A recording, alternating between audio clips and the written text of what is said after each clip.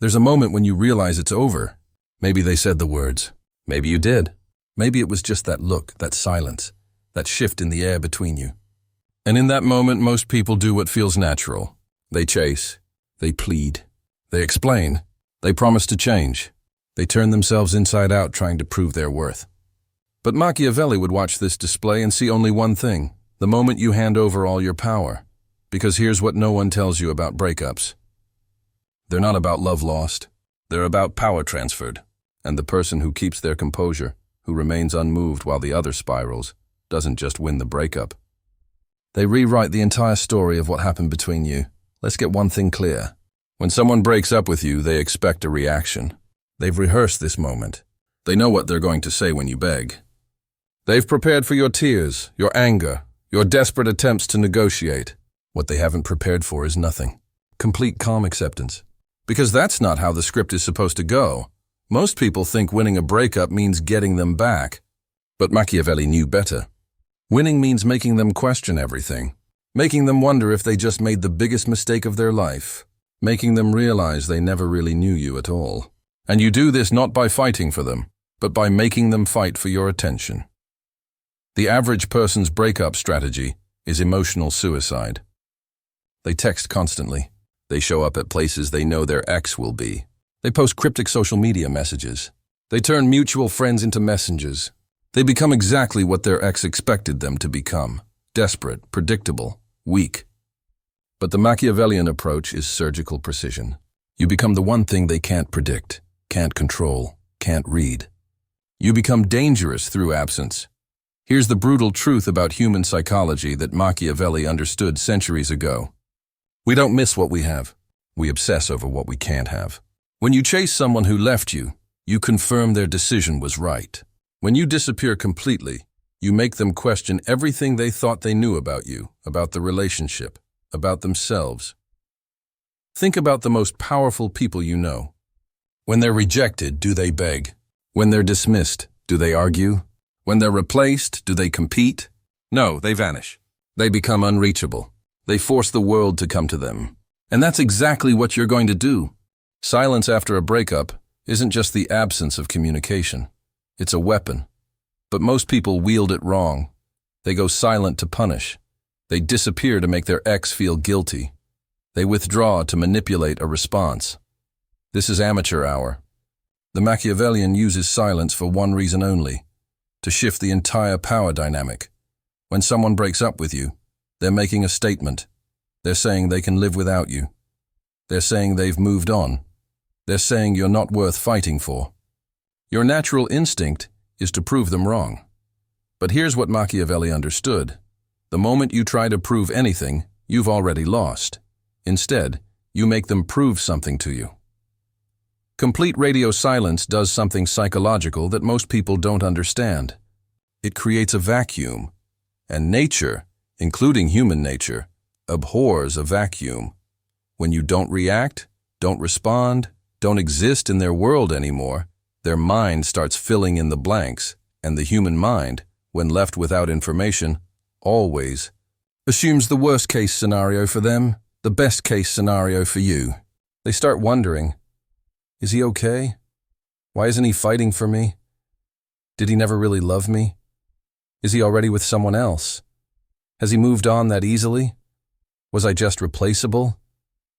These questions don't come from a place of love. They come from ego. And ego is what you're targeting. But here's where most people mess it up. They break after a week.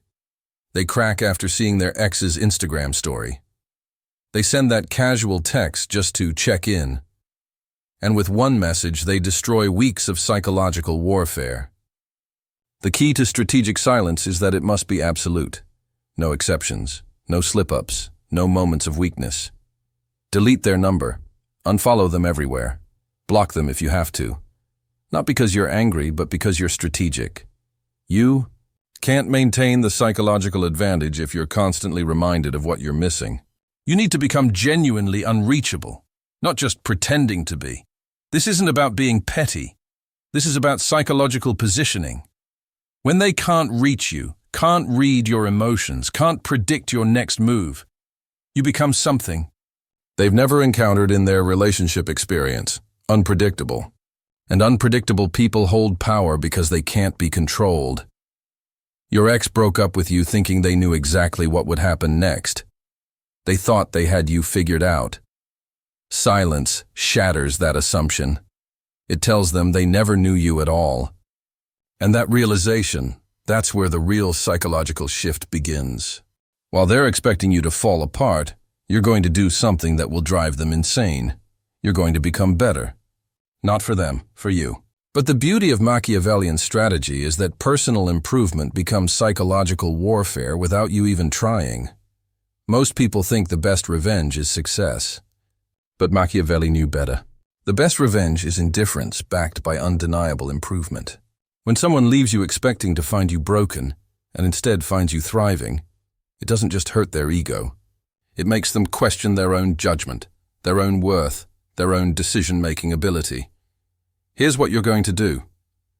You're going to become the person they always said you could be, but now they won't get to enjoy it. You're going to hit the gym not to make them jealous, but to build discipline. You're going to focus on your career not to impress them, but to build power. You're going to develop new skills, new interests, new social circles not to make them regret leaving, but to make yourself unreachable. The key is authenticity within strategy. Don't fake improvements. Actually improve. Don't pretend to be happy. Actually become happy. Don't act like you've moved on. Actually move on. Because when the improvement is real, it radiates in a way that can't be faked. And that authentic transformation is what will drive them crazy. Social media becomes your subtle weapon here. Not posting about them. Not posting cryptic quotes. Not posting anything that acknowledges they ever existed. Instead, you post evidence of a life so full, so interesting, so completely independent of them that their absence becomes meaningless to your story. Pictures of new experiences they're not part of. Stories of achievements they didn't contribute to. Evidence of a social life that doesn't include them, doesn't reference them, doesn't even acknowledge the space they used to occupy. You become proof that life goes on, gets better, becomes more interesting without them. But here's the Machiavellian twist. You're not doing this for their attention. You're doing this because the person who needed them to be complete was weak. The person who can be complete without anyone is powerful. And power, genuine power, is magnetic in ways that neediness never is. They left you thinking you'd be diminished by their absence. Instead, you become amplified by your independence. They thought you'd be less without them. Instead, you become more. And that transformation, when it's real, when it's authentic, when it's undeniable, creates a psychological shift they never saw coming. Here's what Machiavelli knew about human nature that most people ignore. We always want what we can't have more than what we can. Your silence, your improvement, your complete indifference to their existence creates a psychological need in them to regain what they gave up. Not love, control, not you. The power they used to have over you. When they reach out, and they will, it won't be because they realize they made a mistake. It'll be because your complete absence from their life makes them feel irrelevant to yours. Your failure to chase makes them question their own worth. Your ability to be happy without them threatens everything they believed about the relationship, about themselves, about their effect on other people. The text will come, "Hey, how are you?" Or "I was just thinking about you," or "Can we talk?" This is the moment that separates the amateurs from the masters. The amateur thinks this is victory. The master knows this is just the beginning of the real power play. Most people, when they get this text, their heart races. They think, finally, they want me back. They respond immediately. They're available. They're eager. They're grateful.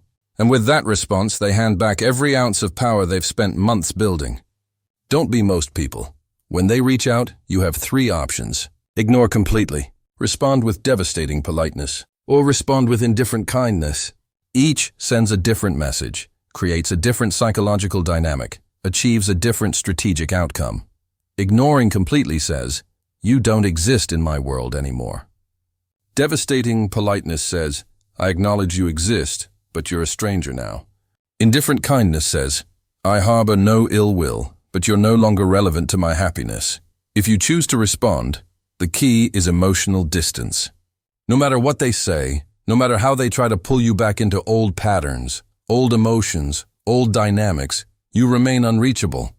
Not cold, not bitter, just untouchable. Like someone who has moved so far beyond that chapter of their life that revisiting it would be regression, not progress. They might apologize. They might confess they made a mistake. They might ask for another chance. But here's what they're really doing. They're trying to regain control of the narrative. They're trying to make you need them again. They're trying to return to the dynamic where they hold the power to stay or leave. The Machiavellian response is simple. You're flattered, but you're not available. Not because you're bitter, but because you've genuinely moved beyond the version of yourself that needed their validation. You've evolved past the relationship. You've become someone who can't go backward because you're too focused on moving forward. The ultimate victory in a breakup isn't getting them back. It's making their absence irrelevant to your happiness. It's becoming someone who couldn't return to that relationship even if you wanted to, not because of anger or resentment, but because you've outgrown the person you were when you were with them. Machiavelli understood that true power comes from being beyond reach, not beyond reproach. When you no longer need their validation, no longer crave their attention, no longer measure your worth by their interest, you achieve something most people never do: complete independence from their opinion of you. This is where the real psychological shift happens. They don't just lose you. They lose the power to affect you. They lose the ability to hurt you. They lose the capacity to make you question yourself. You become immune to their manipulation, untouchable by their judgment, unreachable by their attempts to regain control. Most people think a successful breakup means staying friends. But Machiavelli would see this as settling for scraps. Why would you want to be friends with someone who decided you weren't worth being in a relationship with? Why would you give them access to your life, your thoughts, your energy, without them having to earn it through commitment? The Machiavellian understands that some bridges are meant to be burned.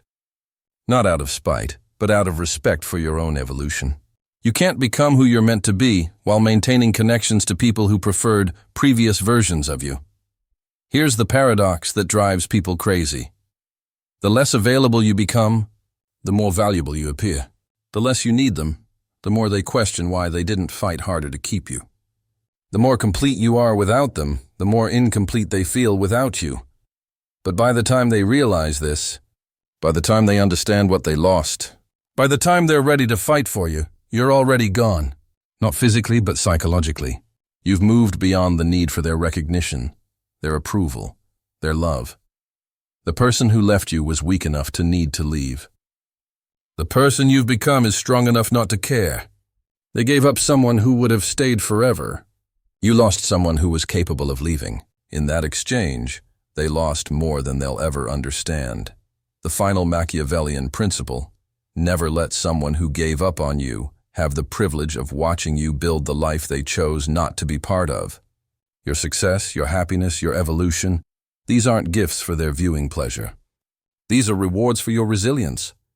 When you truly win a breakup, they don't get to witness your victory. They don't get to claim any part of who you've become. They don't get to take credit for pushing you to be better. They simply cease to exist in the story of your life. And that absence, that complete irrelevance to your narrative, that's the ultimate revenge.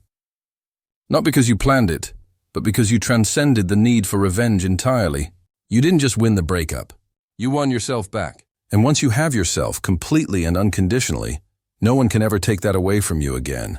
You don't just move on from the relationship. You move beyond the person you were in it. And that version of you, the one who needed them, the one who was diminished by their absence, the one who could be broken by their leaving, that person no longer exists. The ultimate Machiavellian victory. They can't hurt what they can't reach. And they can't reach someone who no longer needs them to be whole.